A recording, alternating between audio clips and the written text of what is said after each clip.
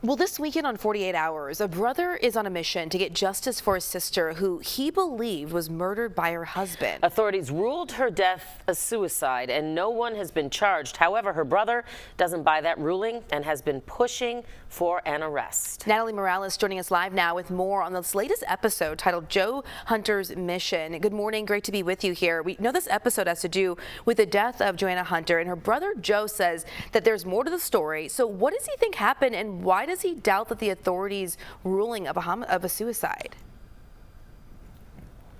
Yeah, and I should point out Joe Hunter is a name a lot of Survivor fans know very well. He became a standout competitor on season 48 earlier this year on Survivor, and he's going to be competing again in landmark season 50 of Survivor in the spring. That said, he spoke so emotionally about his sister and what he believes is her suspicious death. He talked about Joanna dying, and he believes that she was murdered at the hands of his brother-in-law. However, it's important for me to note that Mark Lewis, the brother-in-law, has never been charged in any way or shape or form for Joanna's death. And the local sheriff's office maintains this was a suicide, that there was no evidence of a struggle or that anyone else was involved. So they say it is case closed. So, Natalie, I have a question then. So what is it about the case, if you can share it, that he thinks it was murder and not suicide? What is there one thing? Is there one piece of evidence? Can you share that? Well, there's the evidence is that there was decades-long history of domestic violence. Joanna Hunter had gone to the hospital a few times with a sprained neck.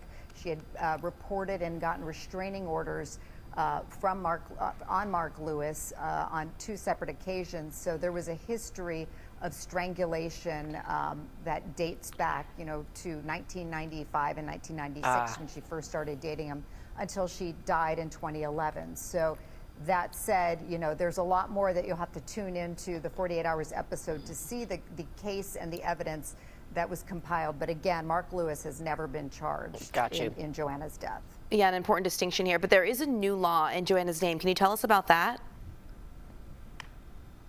Yes, Joanna's Law. This was spearheaded by the group Alliance for Hope International, who worked with the Hunter family, and they work with victims of domestic violence and survivors. And under the law, it contains a checklist for law enforcement to look for red flags when they're responding to reported cases of suicide or accidental deaths or overdoses, that they check for a history of domestic violence. And if there is a history of domestic violence, then in those cases, they should be investigated as homicides.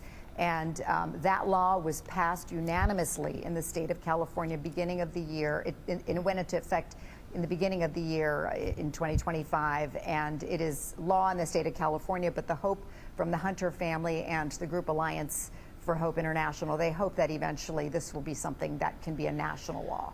All right, Natalie Morales, thank you for joining us and sharing a little bit more about the episode coming up. And we do want people at home to know that that full 48 Hours episode airs tomorrow night. You can watch it at 9 on CBS. You can also stream it on Paramount+.